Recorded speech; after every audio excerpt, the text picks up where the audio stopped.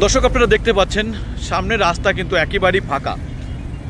সেখানে ফাঁকা রয়েছে, কিন্তু কোনো রকম ট্রাক ঢুকে দেওয়া হচ্ছে না। কী কারণে আমরা আপনাদেরকে একটু বলি যে 10টার আগে ঢাকা সিটির ভিতরে যে ট্রাকগুলো প্রবেশ করতে পারবে না, সেই ট্রাকগুলো দল বল ছেদে একেবারে মনে হয় যেন হুলস্থুল, এক কথায় বলা যায়।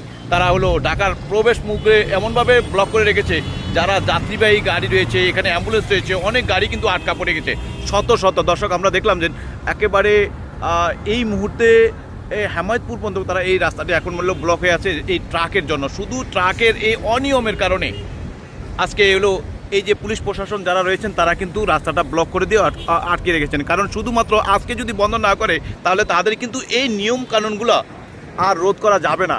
সেই কারণে কিন্তু তারা এই কাজটা করেছেন। দর্শক, ট্রাফিক জোনের যে সরার সাহেব রয়েছেন তিনি কিন্তু এই দায়িত্বটি তার নেতৃত্বে হয়েছে, এই কাজগুলো দেখতে পাচ্ছেন দর্শক।